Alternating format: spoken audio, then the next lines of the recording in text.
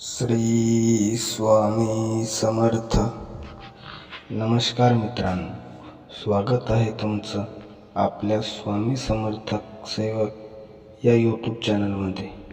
मित्रांनो, आपल्या जीवनात रोज काही ना काही अडचणी ह्या येतच असतात. त्यांना सामोरे कसं जायचं ते आज मी तुम्हाला सांगणार आहे. आपल्याला अडचणी येत असतात. दुःख, भीती, चिंता, काळजी, नकारात्मकता नेहमी आपल्याला चिटकून असते.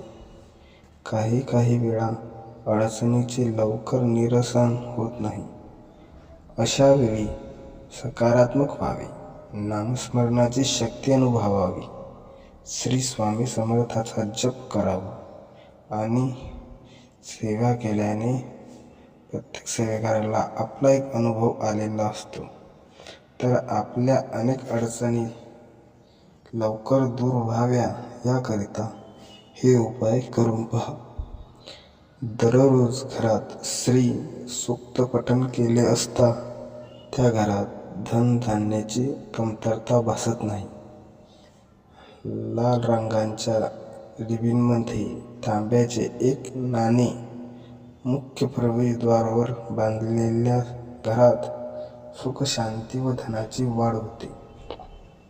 प्रत्येक गुरुवारी तुळशीस दूध अर्पण केल्यास धनलाभ होतो. नोकरी व्यवसायातील अडचणींसाठी श्री गुरुचरित्राचा 10वा अध्याय दररोज वाचावा. कोर्ट कचेरी यांचा फेरा बरेच वेळा त्रासदायक यातना काहींना देत असतो.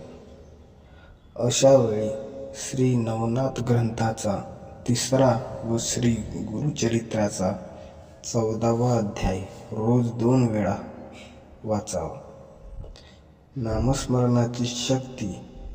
ज्या घरात एक तरी भक्तिवान व नामस्मरण करणारी व्यक्ती असते त्या घरातील सर्व कुटुंबीय केवळ त्यांच्यामुळे तरून जातात व ती व्यक्ती गेली की वास्तुदोष किंवा इतर अडचणींमुळे होणारे त्रास वाढू लागतात.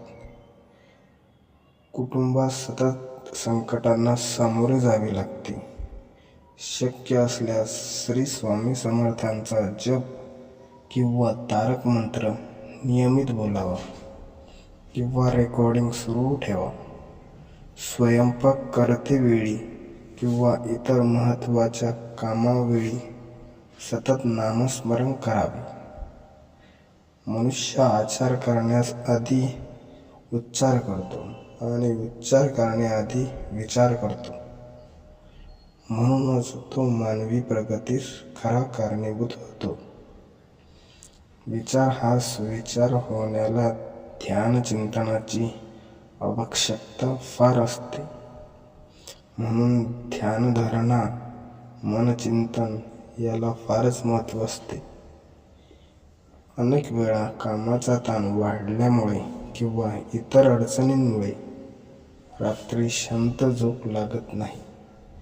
अशा वेळी आपल्या इष्टदेवतेचे किंवा श्री स्वामी समर्थाचे नामस्मरण करावे. यासोबतच ज्ञानेश्वरी या ग्रंथातील 12व्या अध्यायातील पहिल्या 16व्या ओळी वाचाव्या. शांत झोप लागेल. व्हिडिओ आवडल्यास चॅनेलला सबस्क्राईब करून बेल आयकॉन नक्की दाबा.